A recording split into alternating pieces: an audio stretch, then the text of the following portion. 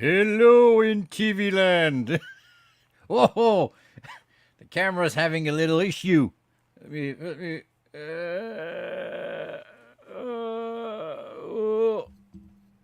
Okay, so over here there's a lot of broom. We can't see shit outside. What the hell's going on? Let me fix this. Don't watch, I'm naked! What the hell is going on, man? Fix this. Ooh. Okay, well. Welcome to this blurry episode of the Vintage Kids. What the hell is going on? Everything was okay a minute ago. Is it the music? Better? No? Worse? Better? What the hell? Bonsoir, mesdames et messieurs. Good night. I have no idea what's going on. Let me fix this. Can you see me? Hello. Is it better now? What the heck is going on? Well, good evening. Bienvenue à un autre épisode de Je bricole dans mon sol. My dog is with us again tonight, but he's also blurry. What the hell is going on? What the... What? I have no idea what's going on.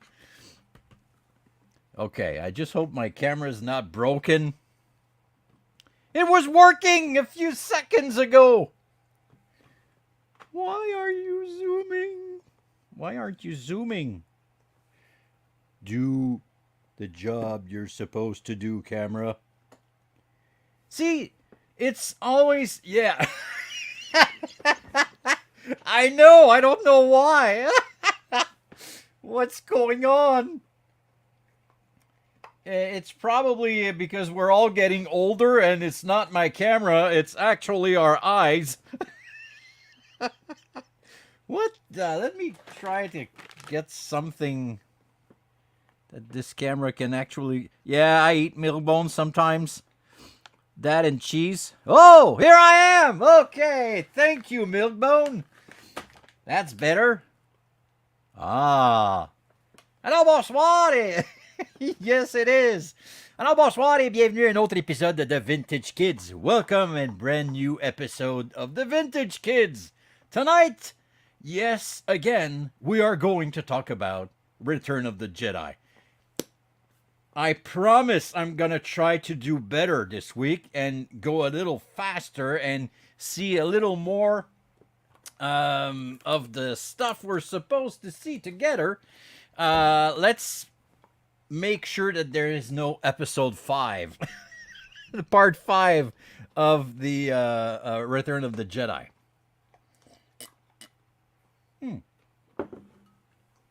I love this show. This movie. It's my favorite one. But, okay, 4 episodes on it, that's enough, man. Probably next week we're going to do the bloopers, or I might do not a recap, but an episode on this. Well, the season finale of Mandalorian is this week. So perhaps next week we're going to talk about this season 3 of The Mandalorian, because there's a lot of stuff going on in this series. And I'm not going to tell you the story or whatever. I'm going to give you perhaps just my overview of stuff and what I actually understood. Of course, the finale is going to be probably huge. But anyway, we're not here to talk about that. We'll talk about that next week. So I hope you enjoyed the little pictures again, the Photoshop that I did. 2 of them are not very good this week. I did them pretty fast.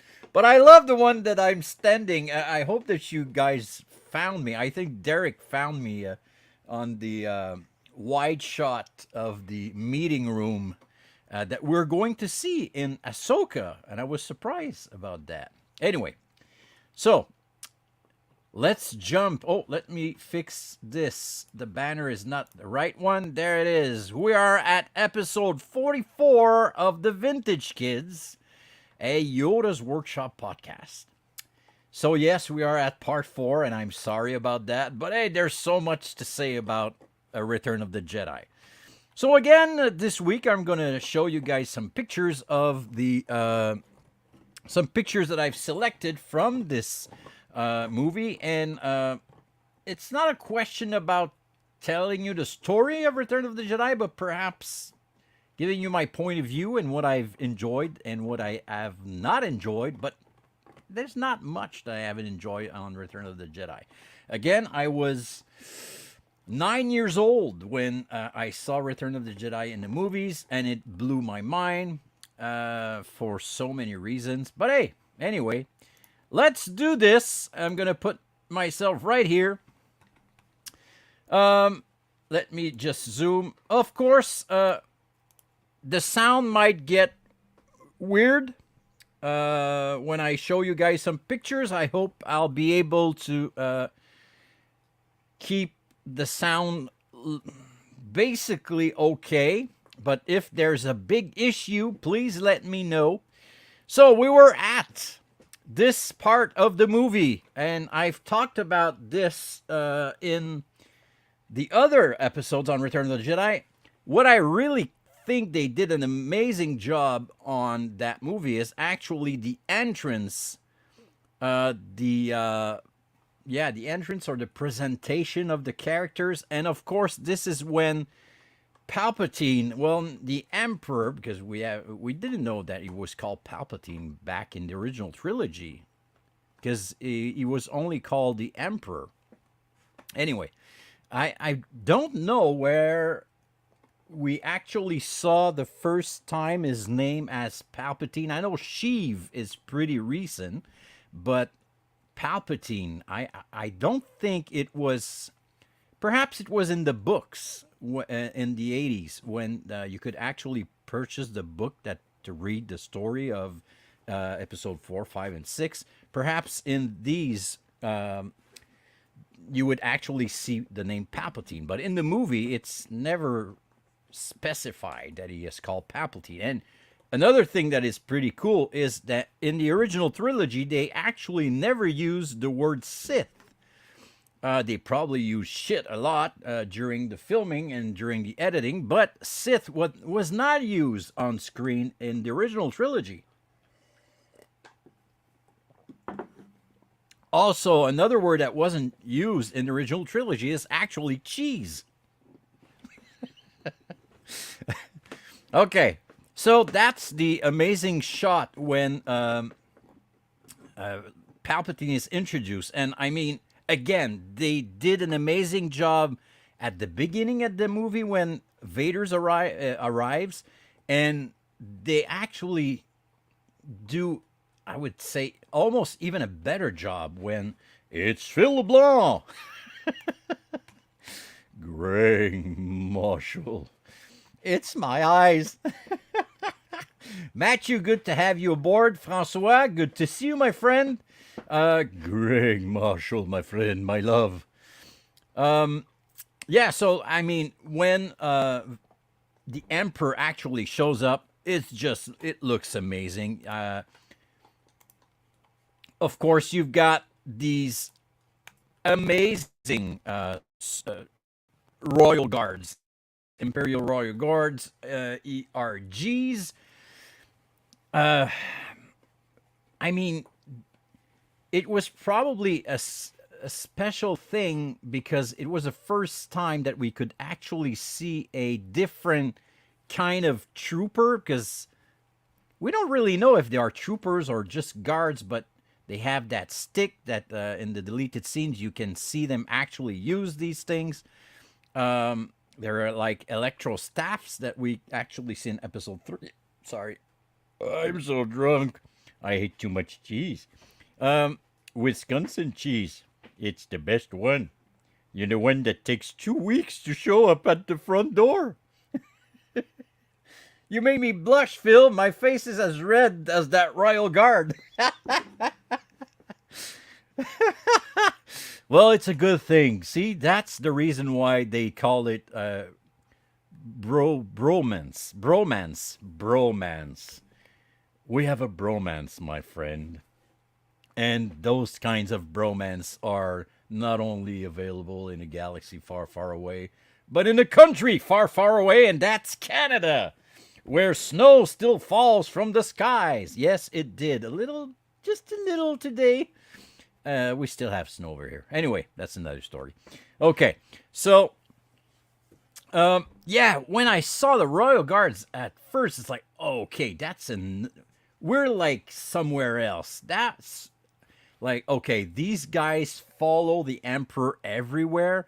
So you're like, oh, okay. You don't want to mess with that Peter Gabriel's Genesis. It only misses the fox's head from Foxtrot. Okay. So anyway, love the Royal Guards when you see them arriving. Of course, then we have the Emperor himself. What an entrance. Again, so we saw him in The Empire Strikes Back, but it was like only a shadowy kind of lady, because it actually was a lady that was in the original trilogy. 74 here today, my friend. Whoa, 74. That's the year I was born.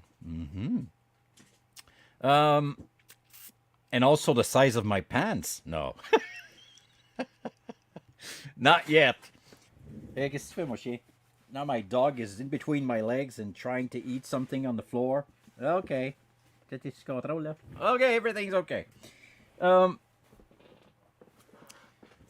Yeah, so, I mean, it was amazing to see finally this mysterious figure, mysterious character that we were like, who the hell is he? And it was surprising also to learn, even in Empire Strikes Back. And I'm not talking about the special edition that they did with when they asked Ian McDiarmid to reshoot, and they changed also the dialogue between the Emperor and Vader. I mean, the first time that he actually talks to the Emperor, it was like, oh my God, there's someone higher than him. And we knew it because in in A New Hope, Tarkin actually talks about him, but it was okay. They use his name, the Emperor, only like in one sentence, so we didn't give a fuck. But in Empire Strikes Back, when you actually see that weird old crippling thing, we're like, what the hell is that character? And there it is. There's the guy. So let's move on. Again, the entrance. Look at this guy. I mean, if you go to get a job, a new job, and that's the guy that is actually showing up to give you your interview, get the fuck out of there. So you are here for the job opportunity. No. I was here to clean up something and I forgot what it was. Ciao. I'll pass. I think that even if we knew that Vader would choke you to death, you would prefer Vader as a boss than this guy. Ian McDiarmid, what an actor. And I'm not only talking about what he did in Star Wars. I mean, go check his theater stuff, all the plays that he did. He's not just the Emperor. I know he'll always be remembered as the Emperor, but he's not only one character guy. He's, Anyway, and I mean, shout out to our friend Michael Evans that was lucky enough to spend some time with this amazing fellow. It was in Sleepy Hollow. Wow. See, that I didn't know, man. I didn't know. I'm going to have to check that out. I think it was also in episode 1. It was playing a guy called Palpatine, Sheev or something. But again, his name was not mentioned in episode 1. Okay, next up. That's a great picture. The reason why I'm saying it's a great picture, it's because it's actually a promotional shot. I love these promotional shots that you did not see in the movie, and those are not necessarily rare, but they're pretty cool. Like, all right, Mr. Vader, all right, Mr. Palpatine, but Mr. Emperor, would you just we're gonna take a picture in front of that Imperial shuttle right there. Okay, Mr. Vader, just smile a little. Yep, there it is. Oh, it's his twin. It's probably his clone. Oh, so many clones. So many clone stories. Yeah, so I mean, love this shot. It's like the Emperor doesn't really look at the camera. Vader is like all proud. Look, I'm with my boss. The boss is like, are we leaving or something? Well, who's that guy? Who's that guy taking pictures now? Anyway, love those stills. Next up, of course, the two baddies. I also love the fact that he's all crippled, and Vader, we all know that Vader is pretty tall, but the cool thing is that you know how powerful Vader can be, and you know how, like, just his presence, and we are now used to just look at him standing and being afraid of this guy. And now he's like next to this guy, and he's like walking next to him, and Vader actually like loses his presence, if I can use that word properly. He's like, you can see that he's following this guy like he's like a old dad. He's following him like, oh, you're okay? Yeah, everything's right. All right. Oh, let's go to the bathroom now, okay? Just to make sure. Come on. Okay. Next picture. Again, this is a production still. Love these shots. Now, like, okay, Vader is using like his famous shot that David Prowse actually like imagined or created. Love also the fact like the Emperor actually looks like my mom when we're like taking pictures. Okay, hurry up. Come on, hurry up. Now, okay, we're done. Okay, that's enough. Okay, the fellow in the back, yeah, the just stand there. Okay, that's perfect. Just a little on the right. There it is. Anyway, production stills. Again, love them. And I hope that perhaps I'm going to show you some stuff that you've never seen.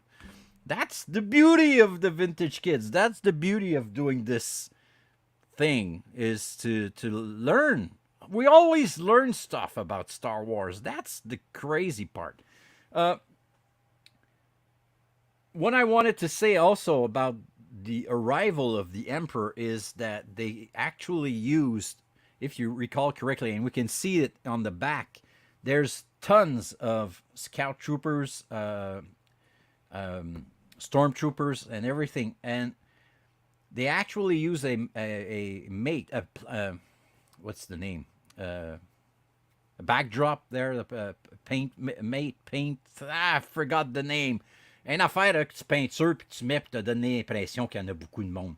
But there were not actually as much as actors that it was used that you can actually see on screen.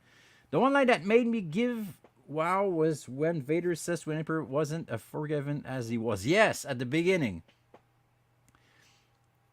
Yeah.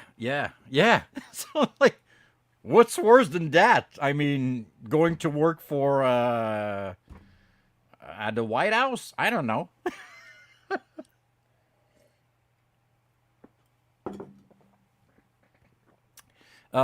Yeah, totally right about that, man. Okay. Next picture. Okay, I love this shot. And I don't know if you guys have ever seen this great shot. This is actually Ian McDermott wearing the prosthetic that is underneath that robe or that cloak or whatever you want to call it. Uh, I think that was. I don't think it was the first time I saw that thing, but I love the fact that you can actually see the details on his face and all the fact that his hair is like pulled back. I mean, I love this shot. Again, production still. Uh, I don't know, but he doesn't look as as bad as when he's actually wearing his cloak. And it's he doesn't actually look like in episode 3. So, of course, he was not supposed to be seen like this during Return of the Jedi. But anyway, I love this shot. I don't know if you guys ever saw that shot, but for me, when I found that shot, I was like, oh man, that's amazing. I would love to see Ian McDermott and show him this picture and say, man, you remember that? It was like just a mask, or was it like prosthetic, or is it the same that they actually did for episode 3 and Revenge of the Sith? Not Revenge, but the Rey Skywalker movie there. Uh, ooh, spoilers. Well, it's not really a spoiler because, it's like somehow Palpatine returns. Anyway, next picture. So I just love that one. Okay, now we are at this conference room that we are actually going to see in, again, we're going to see in Ahsoka. And the reason why there's actually a square in these 3 figures, it's that these guys are actually one of the only time that we can actually see Prune Face. And the funny thing about Prune Face is that he doesn't have any dialogue in any of the movies. You don't see a Prune Face race fight. You only see them standing. Well, they're not even standing. They're sitting down inside that conference room, and that's basically the only time you can see Prune Face. You can actually see him again later, walking, getting inside the Falcon. Someone told me that. But you don't see the face of Prune Face. But anyway, the reason why I show this is like they actually created a figure for this guy in 1983. So you're like, okay, I mean, they really choose they did 92 of 92 figures. I'm surprised that it was not Prune Face was not part of the last 17. Just saying. Anyway, okay. That's another production still that you can see the 3 actors wearing the Prune Face costume. It's funny because the head actually looks like E.T. Next picture. Oh, also, on that picture, I love the fact that we can actually see ladies. There's more girl in the galaxy. Again, we're going to see more of the ladies in the deleted scenes because there's pilots in Return of the Jedi that were female. Next picture. See, today I'm trying to do a little faster. Again, production still. This is one of the Polaroids. They did Polaroids back in the days. And again, we didn't get a vintage Tarkin. Yeah, you're totally right, man. I mean, yeah, why not? Is it because, like, the actor that played Tarkin, I forgot his name, didn't sign something that he agreed on, or I don't know. And now he's dead. We can do whatever we want. But no, perhaps the family has to sign something. But you're totally right. No Tarkin figures back in the days. So that's a great shot of Prune Face. See, that's the actual Polaroid that they did prior or after the shooting from one of the scenes. And there were no Prune Face in Faces, no character in the Jabba's palace sequence. That's another great shot. And you can actually see that he's pretty close to what the Kenner figure actually looks like. But again, he looks a bit like E.T. for me. But hey. More prune face. It's the Prune Face Festival.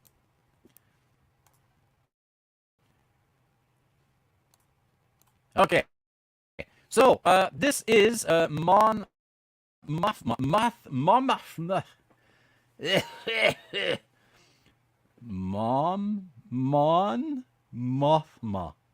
There it is. Mon, M-O-N, Mon. Mon, it's like mon. Mon in French. À moi, mine. Mine. Mothma. I mean, George, I got a great name for your lady there. Instead of Leah, she could call me Dave. Dave's not here, man. No. Anyway, Mon Mothma with Mon Calamari on the back. It's funny because we can see a lot of Mon Calamari. God, those names are nuts. And here is my favorite haircut in the old galaxy. This is our friend. I forgot his name. The hairdo guy. I mean, is it me or there's nowhere in the whole universe that you could actually get inside any office or any workplace wearing that hairdo? Not these days, and probably never. Anyway, it's part of the game. All right, Greg, take care, man. And then we're gonna try to find you a Tarkin figure somehow. Hey, c'est Christian Dany, mesdames et messieurs. T'étais pas capable de te connecter sur Facebook. Qu'est-ce que t'as fait, ici? What have you done? Yeah, General Medine. Thank you very much. I don't know why my brain sometimes is like, look at the butterfly.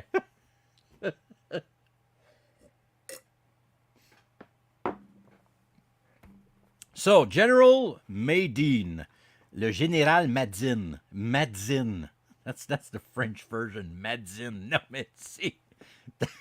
Tabarouette. C'est comme un nom d'émission de TV. Là. Okay, so anyway, there's the big... love the fact that they were actually wearing the same suit. So they didn't created a different figure using the same suit. Anyway, I'm going to show you that next picture. That's the one that I really love. Look at Mon Mothma looking at this guy. You know that there's something between these two. Like, oh, I can't wait to that meeting to be stopped and hold on to that wonderful piece of hair. He's like the Trump of space. The hair, I mean, not the guy. The hair. It's like, is that alive on your head? Can you imagine like a big, you would like, I don't know, a big wind. Oh, no, put it back. Anyway, General Medine, look at her face. She wants the Medine. Give me some of that Medine. Okay, I don't recall why I selected that picture, but hey, we're on the moon of Endor. Is it? Yeah. It's always confusing. We say that the Ewoks are on Endor, but it's actually a moon. Is it the moon of Endor? I'm confused. So anyway, they are actually wearing a suit for Endor because all the characters, all the figures are actually Luke Endor, Han Andor, Princess Leia Endor outfit. But are they on the moon of the planet Endor? Or is it a system I don't know. I would have to check that out. Next picture. Uh, Again, I mean, I've talked about that in the prior episodes, but I just love the chemistry between those two, and we know that the chemistry was there during shooting of all 3 episodes. But that's another story. Uh, okay, the speeder bike chase. What an amazing sequence. What I've talked about in the prior episodes is the fact that this movie is really well edited. It's well made. You never have a moment like you're saying, okay, this is long. And I remember that this scene, I was fascinated by the speed, the images of the trees, the subjective shots that you can actually see in front of the speeder. As a kid, again, I was really impressed, and I was so happy to learn how they did it in the making of Return of the Jedi. Go check that out again. I'm gonna. You probably saw it. It's amazing. It's a really good piece of movie history because they really go deep into how they did most of the shots, and of course, these shots, when there's a lot of the Leia and Luke shots, there are actually puppets on the background. Anyway, go check it out. It's amazing. Next picture. I mean, what else can you ask to conclude an amazing sequence that Luke actually lighting up his lightsaber and whacking the heck out of the front of that speeder? The amazing sound of the blade in this shot is amazing. It's like, wow. And you can actually see how Luke is not nervous. He's very calm. And that's also impressive for a 9-year-old. Like, Jesus, this guy is doing great shit with that stick. With that flashlight. Okay. Of course, the murder bears. Okay. So now, let's talk very quickly about the murder bears. I mean, some people hated the murder bears. Some people really liked them. I know that the fans back in the days were saying like, they created that murder bears because they wanted to sell toys. Of course they wanted to sell toys. That's how George was able to have money and do it by the way he wanted to do them for Empire Strikes Back and Return of the Jedi. So, of course, it was for selling toys. But I'm pretty sure you already know this, but I'm going to tell it anyway.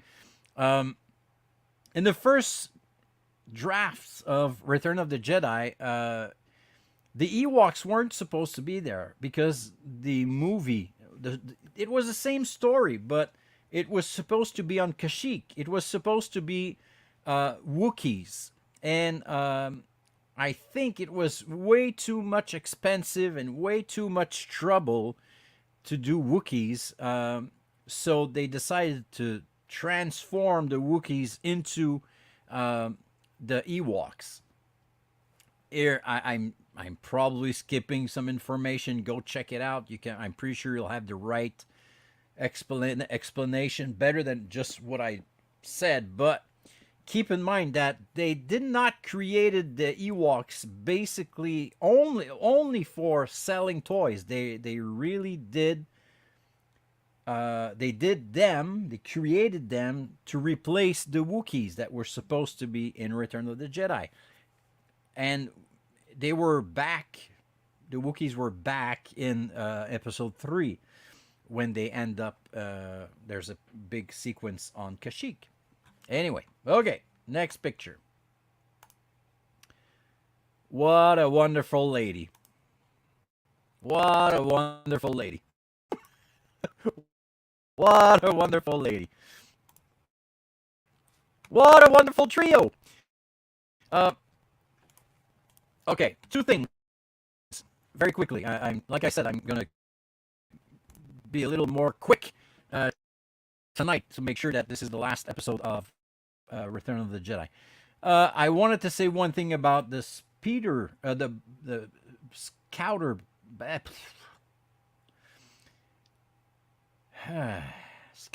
scout, bike scouts, scout. I don't remember the names. Biker scout. There it is. Ugh, I need more coffee or less. I don't know. Need. Who cares? Mm-mm-mm. Tastes like Mandalore. Okay, so I wanted to say something about the biker scout. For me, I said it before. I'm gonna say it again because I don't mind. For me, the biker scout are my favorite variation of the stormtrooper. The helmet, the outfit, and it's funny because for me, I've always associated the biker scout with the bikes. So it was weird to see biker scouts in a different place where they would not use the speeder bikes. Anyway, you know what I mean. One of my favorite stormtroopers outfit is really the biker scouts. Okay. These three. The other thing that I wanted to say about that is it's really, really, really sad that we did not have at least one sequence with the three original actors in the Disney era episode episode 7, 8, and 9. I know Carrie Fisher died during after the episode 8, but I think it's probably one of the worst decision that Disney could have made not to bring these three together again. I mean, what a trio! What great actors! What amazing chemistry between the three of them. I mean, I always say to my girlfriend, or when I talk about great movies to my kid, to my daughter, I always say sometimes the movie is not necessarily good because of the story. It's because of the chemistry between the actors that are in that movie. So you might have a terrible script, but it will be amazing and very fun to watch two actors play together. And I think that these three is a very good example. It's already hard to get two actors to do some great work together, but to have three of them and the chemistry is amazing. That I mean, it's rare. It's rare. So it's sad that we weren't able, or we were, I don't know what word to use, but we did not have that chance to see these three together again. Yeah,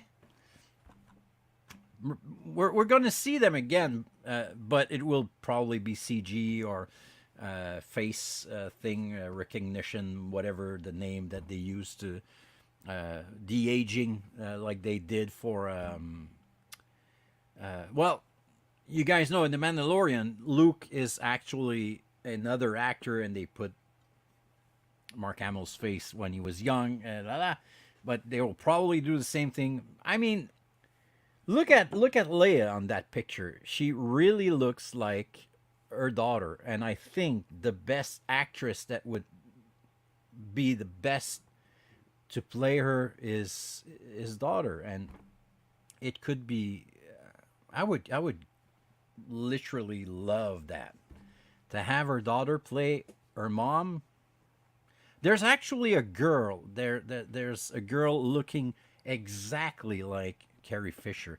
Go check it out on the web. I don't know the name of the girl, but she's like, I don't know, she's 20 something, and she looks like Carrie Fisher. It's like, oh my god, a twin, or she actually looks more like Carrie Fisher that her own daughter looks like Carrie Fisher, like her mom. Anyway, next picture. Yeah, so I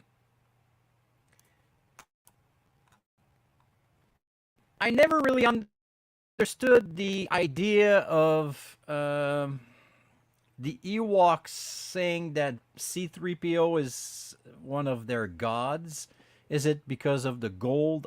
We don't really know. We never really had an explanation on that.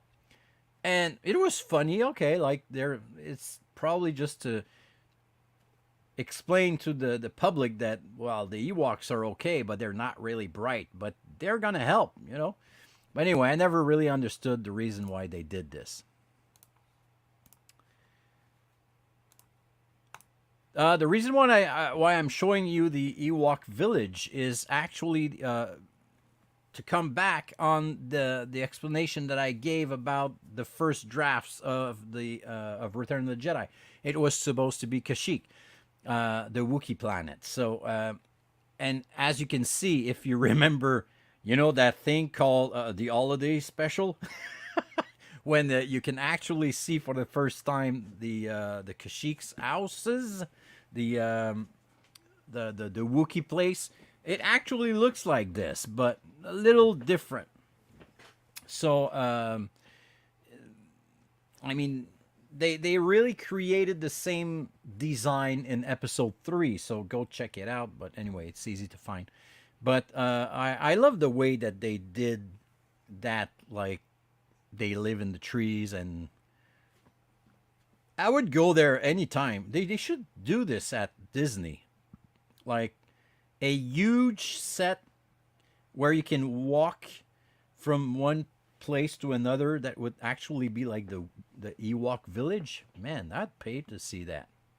I'd pay for anything Star Wars. Next picture. Okay. Again, let's talk about the Ewok part. Of course, they did it for selling toys, but it's also to put some humor in it. And I remember that this part, as a kid, I thought it was really, really funny. Again, it shows how the Ewoks are not necessarily very bright, but they're going to help you, but they're not really, really, But how can you not laugh seeing that thing holding on to his bare life, trying to fly around that bike? Anyway, so as a kid, again, I thought it was pretty funny. But okay, that's the part of. Okay, I'm gonna go back to the Ewoks a little later on. There's they bring the funny side on that movie. Like we were used to have like C-3PO making jokes or whatever, but now they were bringing the Ewoks, the murder bears, and that's okay. Now to that shot, I've talked about it, perhaps 2 weeks ago, and I was wondering, does it really bring something to the movie to learn that Leia is actually Luke's sister? And again, I'm saying this without us knowing all the other movies that were coming up, without knowing episode 1, 2, and 3, without knowing all the books that were made later on. I mean, was it really necessary to make Leia's Luke's sister? I don't know, because it doesn't bring anything to the movie, except, like I said last time, like Yoda actually says there is another, but Perhaps they were talking about Rey. um, there is another, like, okay, if Luke dies, there's another. So something is hiding. There's a mysterious someone else. But I don't know. I don't know. I might be wrong. But as this storytelling doesn't really bring anything except that, oh, yeah, okay. We've kissed. We definitely know that Luke is in love with that girl. And oh, by the way, it's your sister. Some people would go to jail nowadays. Anyway, next picture. I wanted to say one thing, something else about that is actually that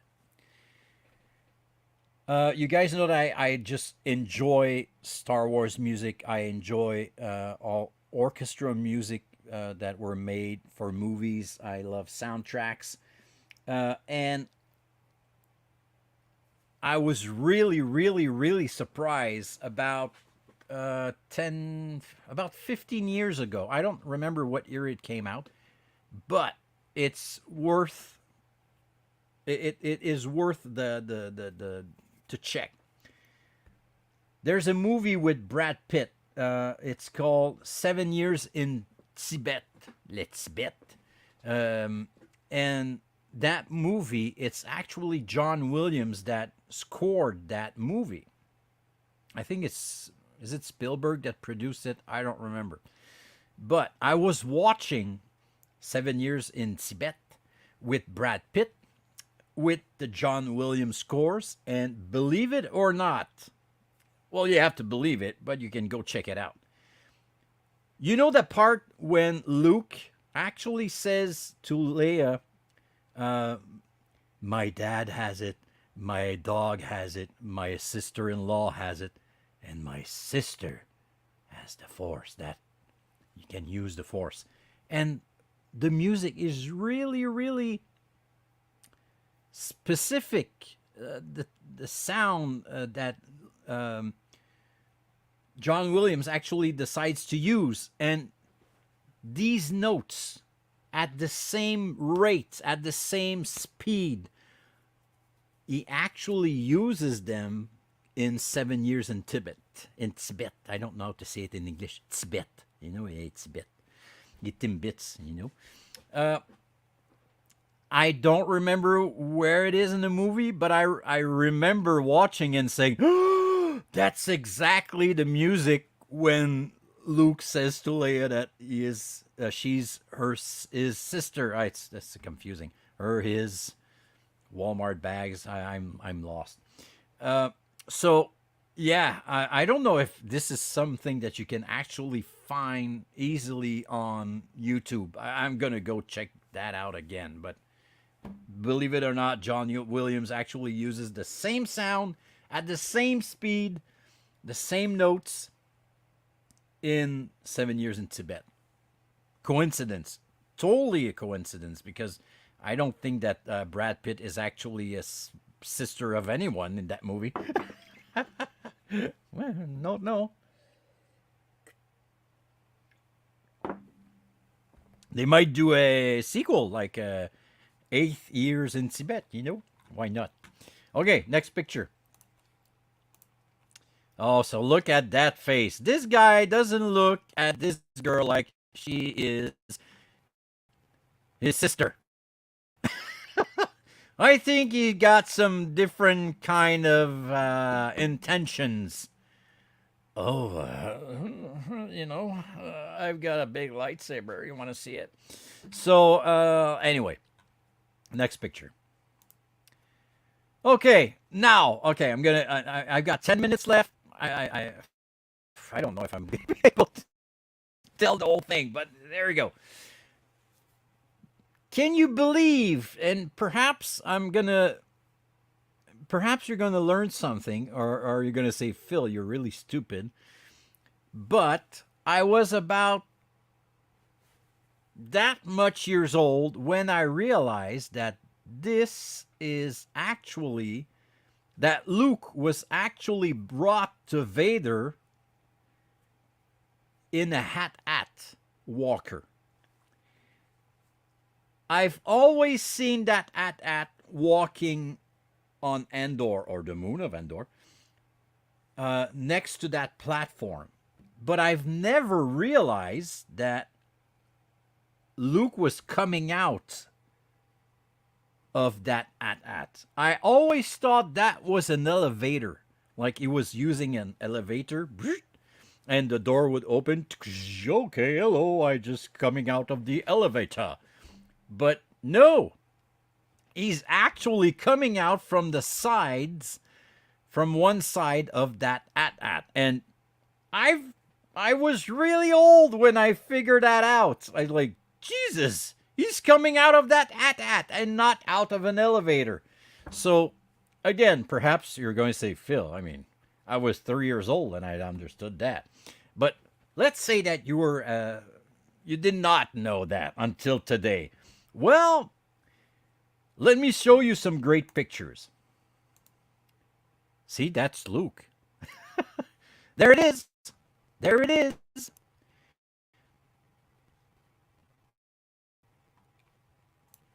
Okay, so I think this is not in the movie. This is probably a miniature or a production still miniature or whatever when they did the stop motion of the walker arriving to the side of the platform.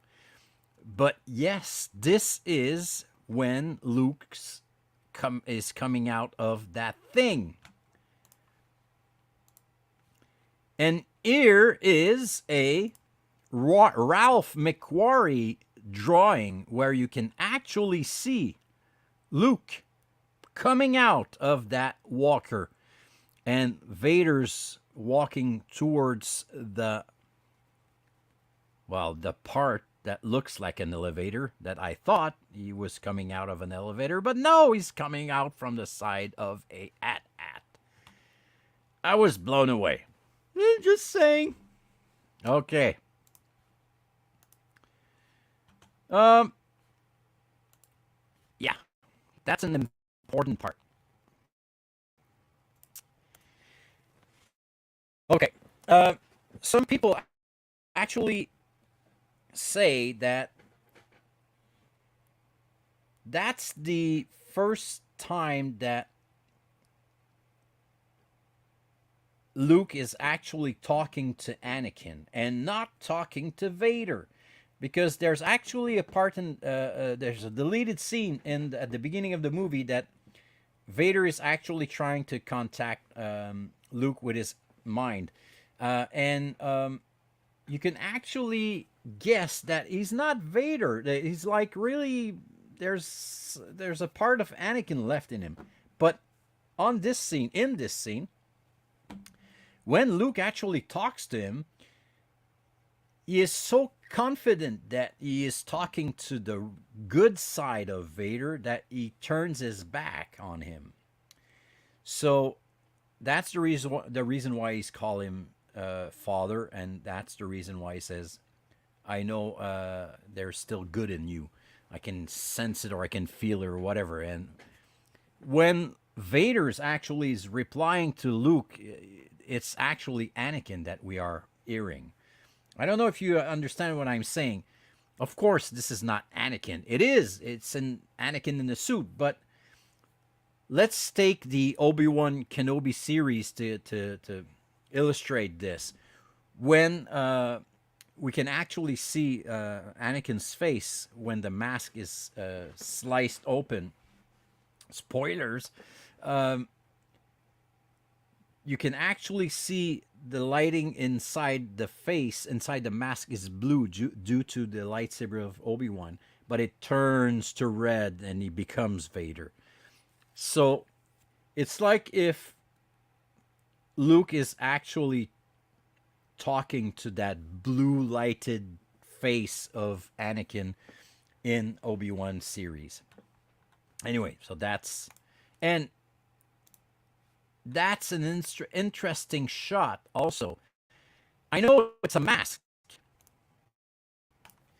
We know it's a mask, but that shot doesn't necessarily look like the powerful Vader. Even if the mask is the same,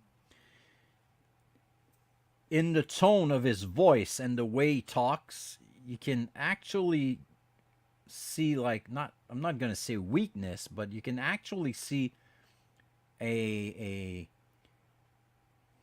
softer spot of Vader. I don't know if that's the right way to say it. Next picture, because we're late.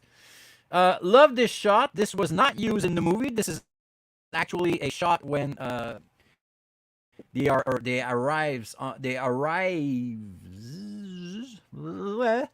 on the Death Star just before that they go inside the elevator to reach Palpatine upstairs. It's a crap. Of course, that's a famous shot. This is not the the trap version. This is actually Admiral Akbar. Love this character. I always loved him because I think that's one of the best latex mask that they managed to create. You totally believe that this thing is real. I want one in my aquarium. I don't have any aquarium. Perhaps I should get one. Next picture. Let me check. I don't remember why. Yeah, okay. The reason why I used that picture, I think it's to show the difference between the first version of the Death Star and that new version of the Death Star.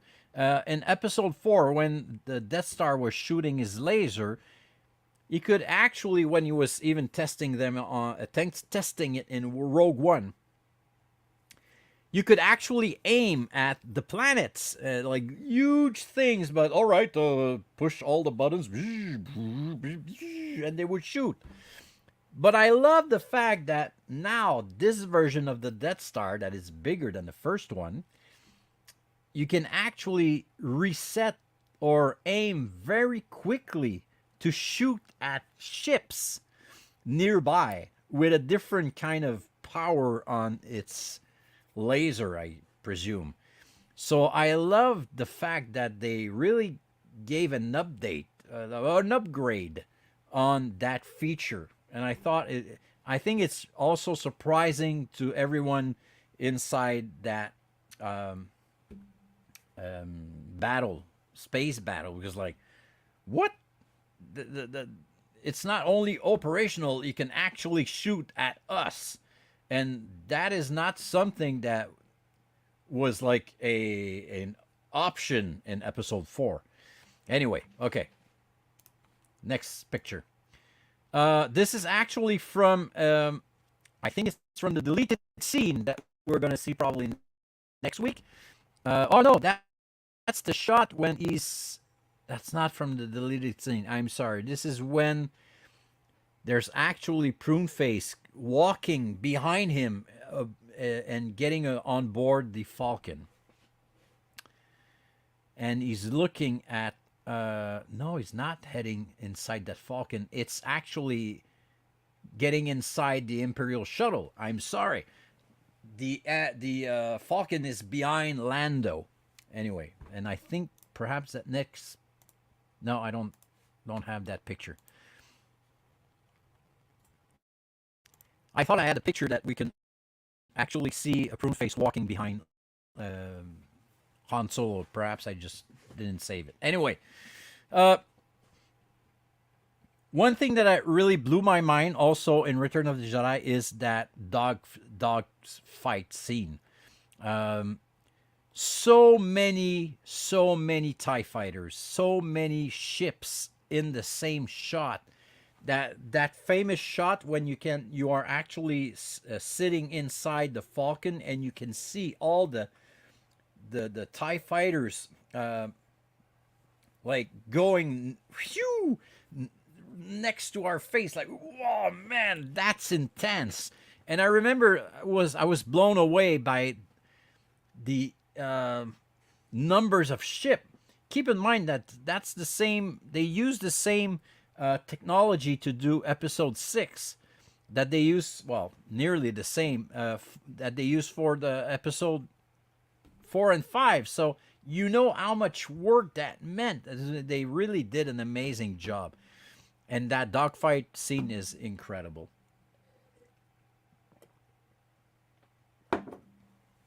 You totally believe it. It's like in episode 4 when Vader has 2 ships on the side and he's heading to the trench. It's really stiff, like you know. But these shots, they really move away. You totally believe the movement of the TIE fighters. Okay, next picture. We're 2 minutes inside that thing. Okay. General Lando, good idea. The reason why I'm showing you that picture is, why is this guy actually wearing a Andor helmet on his head? It's the same helmet that Luke and Leia are actually wearing on Andor. Why is he wearing it inside the Falcon? I don't know. Love this guy. It was so funny to hear him talk. I mean, I love his language, and it was my first figure that I received by mail, because I received my Num Nub figure with the I've sent the blue proof of purchase, and I got my by mail, but I don't have the box and I don't have the figure anymore. Okay, next picture. All right, we were talking about the funny part. Also love that part. I mean, when Wicket actually receives in front of his, and it's in like a intense part of the fight, and this guy's like, I'm doing my best here. So that part was pretty funny, but of course, you're not a murder bear without being murdered. Yeah, I just remember being so sad that like this Ewok actually loses his friend, and it's, if I'm correct, the Ewok actually says "Mama, Mama, oh, Mama," like it's his mom. I mean, whoa! So that was really like right through your heart as a 9-year-old. Like, that was her mom or his mom. Jesus, it was probably not running to the kindergarten. You know.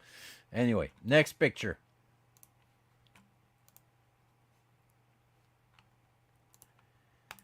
I don't remember. Oh yeah, well, the ATST love these little walkers, chicken walkers. Um, we saw them in episode 5 in Empire Strikes Back on the Hoth battle, but very shortly, and it was pretty cool to have like a full size version on set. Well, I was not there, but you know what I mean. It's like, this is real stuff. This is not like only stop motion, and people are actually standing inside of these things. I was like, Jesus, these are huge. Anyway, love the Andor scenes. We're talking about figures. Why didn't we got a blown up R2? I mean, that could have been great. And I'm not talking about a special edition version. I don't know if you guys knew this, but there's actually a new version of R2 blowing up in this scene in Return of the Jedi Special Edition, and it looks weird with different features. I mean, this was already troubling for us seeing R2 being blown up, but again, do you really have to change something that is already good? That's another story. There it is. That's the version that they did for the special edition. Like, it's like all the features are opening and like freaking out. That's probably what they wanted to do at the beginning, but I think that the first version, like seeing him like with all the sparks and like was better than seeing like his computer freaking out and everything opens up. I don't know. Again, why change something that is already good? The reason why I chose that picture is actually because you don't see it when you are watching the version in 4.3, the version that we've watched on television for most of our lives, well, most of our youth. And in this version in size 9 in 69, you can actually see Luke Han Solo's hand. There's blood on his fingers. So I remember being very surprised to see blood like this from a main character. We saw blood in episode 4 when Pumbaa Paba got his arm chopped off, which is illogical because a lightsaber actually burns the skin and there's no blood. But anyway, so I was surprised to see blood on Han Solo's hand when I saw it in a widescreen version. And that's the reason why I've put it there. The Emperor, our wonderful fella. I mean, come on. Look at that face. Man, I mean, that's the best kind of villain that you can have. I mean, he looks creepy. He looks like a pedophile. He looks like a very dead grandma. Yeah, it's the blood of Leia, Christian. Oui, c'est ça. It's totally that. So I was surprised to see that the blood was. It was the first time I think that we saw. No, because there's actually blood on Luke's face on Hoth. But anyway, I was surprised. It's because she got shot on her arm, and that's the blood that comes from there. Anyway, so look at that face. I mean, I want to work for this guy. I don't know what he's doing in life, but yeah, he's probably successful. I love Ian McDiarmid. What an amazing actor. Again, production still. Great shot. Great, amazing shot of the Emperor. I love this character.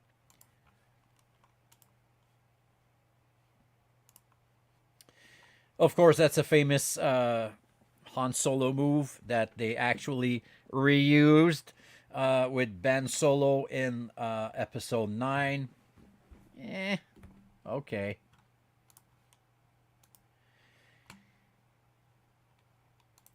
Okay, that's another thing that is amazing in in Return of the Jedi, and I've talked about it last week, I think. It's the explosions. The explosions are amazing.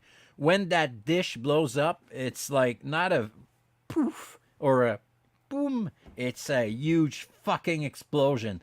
And it's real. It feels real because it's real. They shot in slow motion, in high speed. They shot in high speed and explosion, and it did an amazing job. Love this shot. Again, come on. Look at this face. You just want to kiss it. Not necessarily, but you know what I mean. Here is another production still. Love the fact that we can actually see Mark Hamill practicing, and you can see the chair of the Emperor on the back. And that it is not David Prowse that is in the Vader suit. It's actually a stuntman when they did most of these scenes. Again, I love these production stills.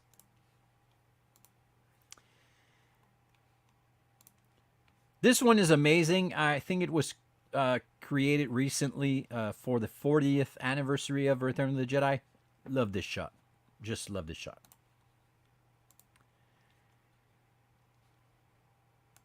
So that's the shot when Vader actually like somersault down the stairs. And I remember till today, I think it's a very bad effect. Probably one of the worst in the movie.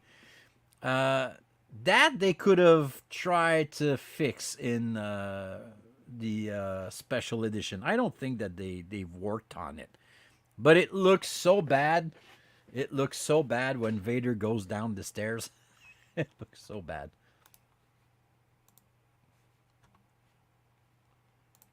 What a shot. What an amazing shot.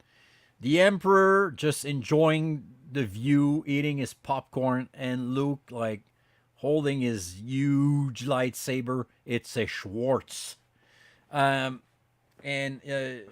looking down on Vader. What an amazing shot. What an amazing shot. And it's so nice to be able to compare the two fights in Empire Strikes Back and Return of the Jedi.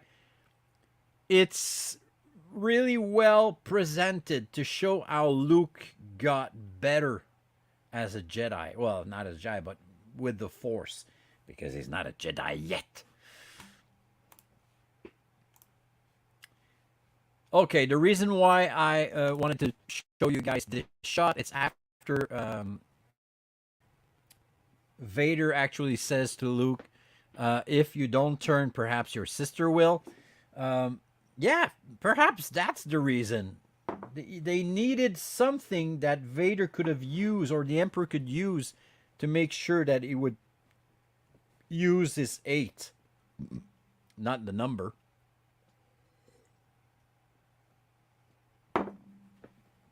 So the reason why I wanted to show you guys that picture is actually because, again, back to the scores, back to the soundtrack. The sound, the music in this exact shot, like, ooh, there's actually voices. It feels like people making sounds with their voices. The emotions, you can feel the emotion, the like how much Luke is being disturbed by what Vader is saying to him. I mean, the music in this shot particular, I'm so confused. Aren't we all?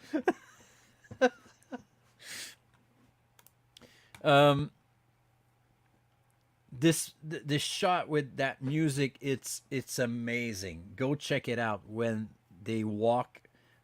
That's just before he starts to whack on Vader. I mean, the music is incredible. Okay. That's an amazing shot also. And the reason why I'm saying this is that we have the same.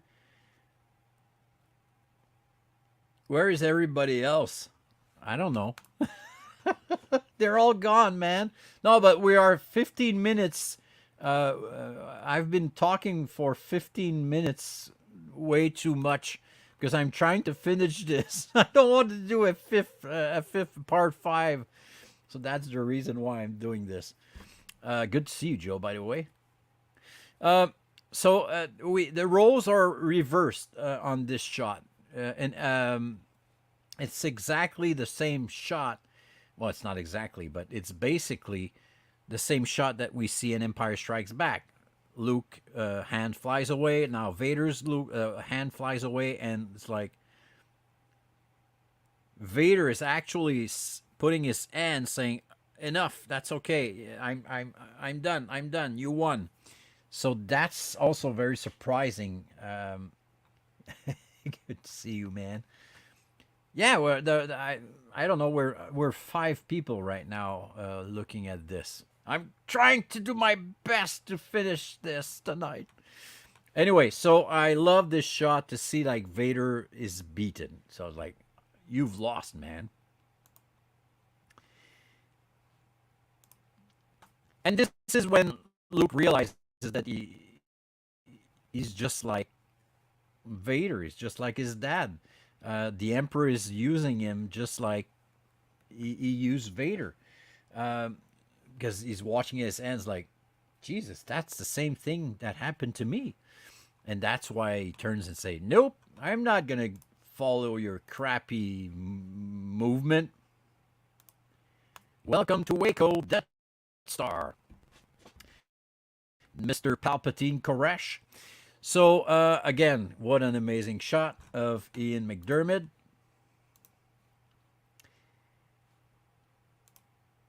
I remember as a kid, I was really impressed and surprised to see a lightning coming out of the Emperor's finger. And that's when you can actually say to yourself, okay, so you thought choking was something crazy? Now this guy is actually hooked directly to Hydro-Quebec. And he can throw you lightning shit and burn the hell out of you. And I love the way that they did it. And I chose that picture because that's the best sequence that I love in the movie is you can actually see lightning go through every teeth, every tooth, every teeth, all the teeth, this, of Mark Hamill's, of Luke's face. So they did an amazing job. Keep in mind that this is not CG. This is like, I think they did it by hand, frame by frame. I love also the fact that it goes right all over his face. So anyway, great shot. Next up. Now we're talking about miniature. This is not CG. This was created. This is miniature. What an amazing shot. It actually makes me think of Matrix, the third one, when they are in Xylon. Anyway, love this shot. Love this miniature. There's actually footage of someone standing inside there trying to fix some shit. Perhaps I have that picture. No, I don't. Okay. Now we're talking about the fact that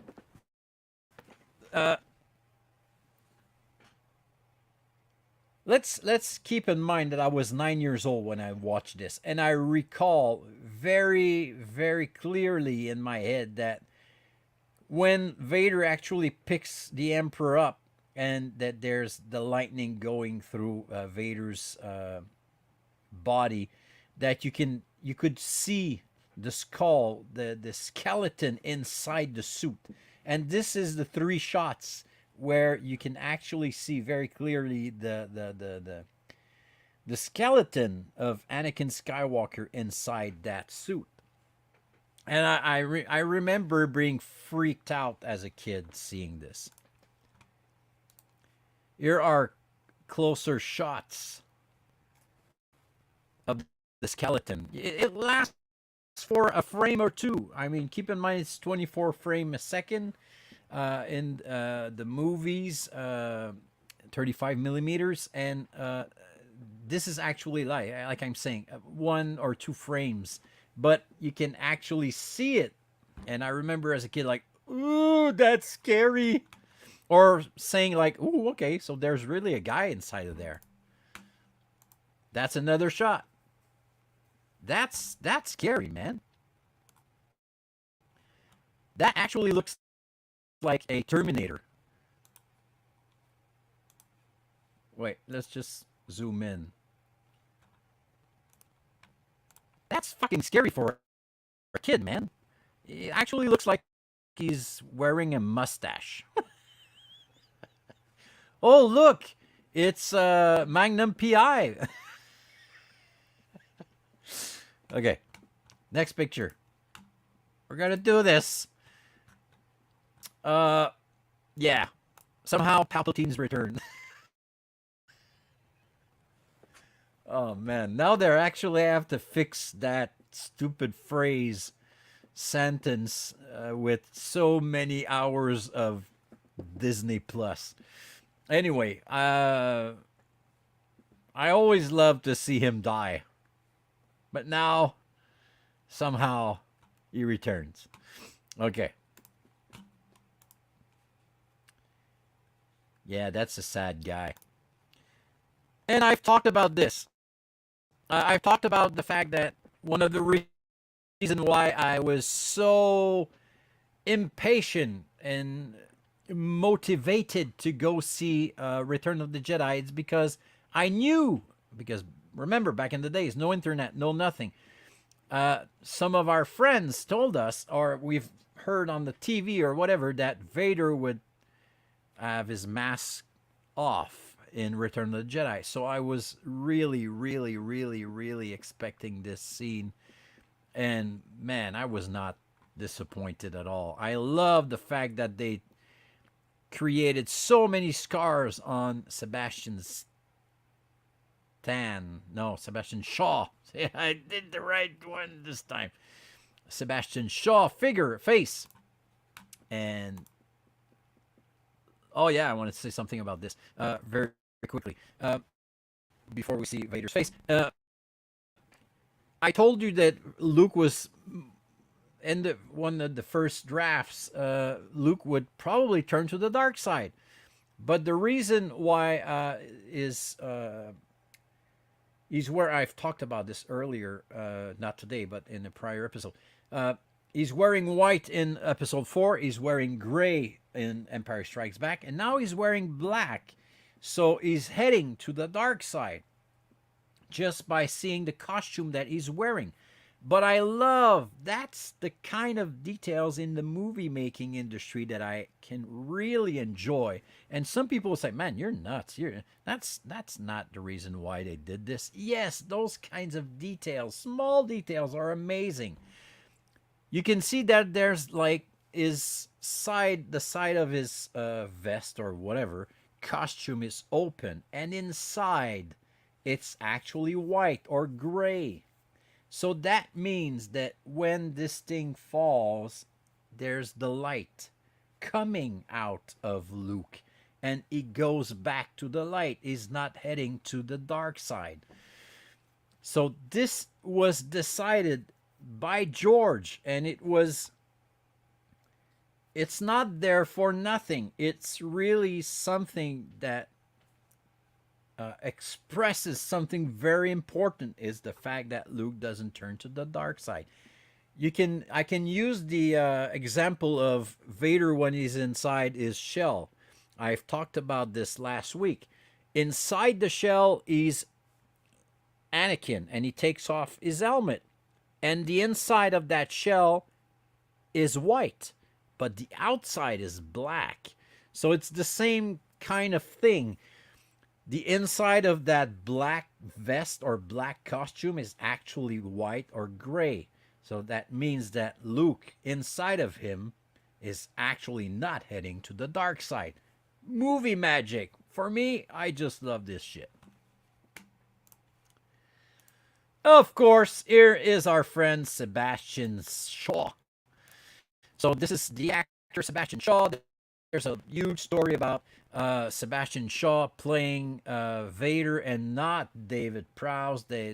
I'm going to talk about this another time, but David Prowse was really upset by the fact that they decided to to take another actor playing Vader without the helmet. And anyway, long story. So I love the fact that that's the special edition picture, because there's no eyebrows. No. Because as you guys know, Anakin lost these eyebrows on Mustafar when he burned to smell like barbecue. So anyway, love this shot, love the scars, love the fact that we can actually see a face behind Vader. And I was not necessarily surprised, but for me, it's like this guy actually looks like a good guy. You can actually believe that this guy was good before. And he even smiles at the end. And it's like, wow, okay, so he's not that bad. There's still good in him. Exactly like Luke said. That's a production still of Sebastian Stan. No, Shaw. Jesus. Um, yeah, so that's an amazing shot of Sebastian Shaw. Just before or after they did the shot, but I love the different view that we actually have from him in the Vader suit. Here's another one. Here's another one, and you can actually see a little more of the details of the scars, and of course the back of the Vader's helmet that we now all have. If you've purchased the Black Series helmet that they are selling.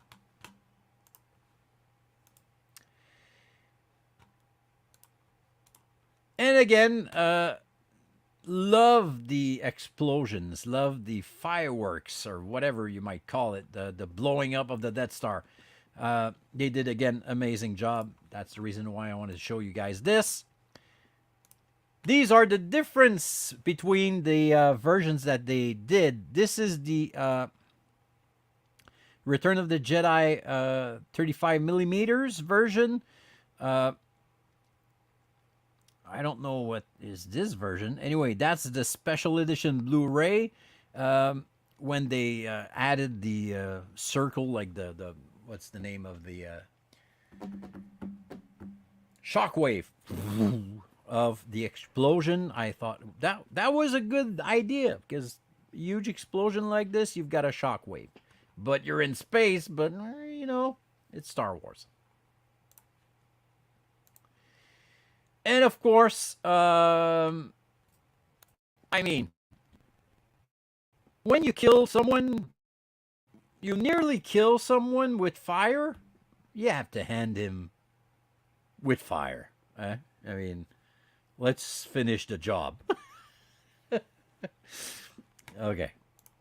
That's an amazing shot. Very emotional sequence. Always love that sequence. Like the father, the son. I mean, it's not as powerful as Luke looking at the sunsets, but it's almost there. Great shot. This is the version. That's the original version of the three ghosts. Obi-Wan, Yoda, and Anakin, as we got him as a last 17 figure with Kenner. This is actually the real, without prosthetic, Sebastian Shaw. Yeah.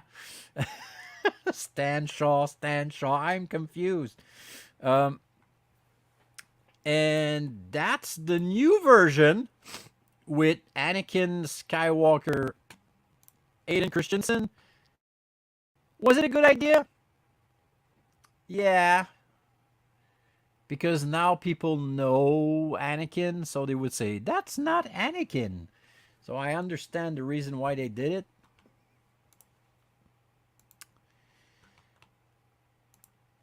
But something that I thought was not very well done is that they only use his head. They patch his head on top of Sebastian Shaw body, and I always thought it was not a very good job.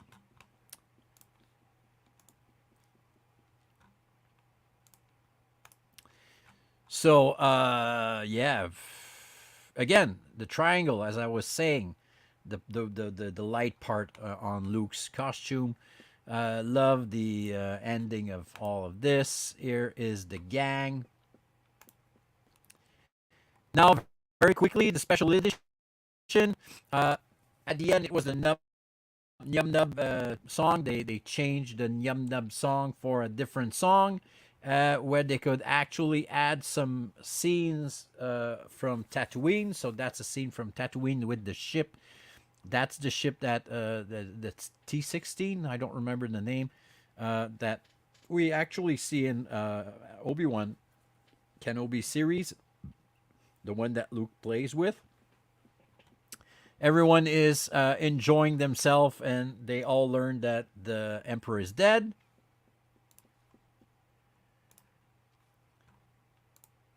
Here is the difference between all the versions that they did.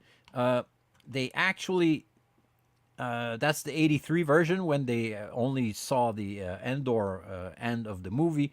Then in 97, when the special edition first version came out, we could actually see for the first time Coruscant. And there it is. I don't know if you can see it because it's pretty small, but in 1987, they did not have the Jedi Temple. But in 2004, when they did the Blu-ray version, you can actually see in the background, this is the Jedi Temple on the back. But sorry, it's really small, but it's there. I don't know what's the difference with this one. Anyway, so that's Naboo. Of course, Naboo was not created back in 1983. Here's a few difference with the special edition Blu-ray thing. So you've got the edition of the beak on the Sarlacc. I'm sorry, I'm gonna just a second. Sorry. We're almost done. Okay. So, of course, the beak in the special edition version of the Sarlacc. Why the beak? I don't know. Again, why add stuff on something that is already good? But hey. And that was the last picture, ladies and gentlemen.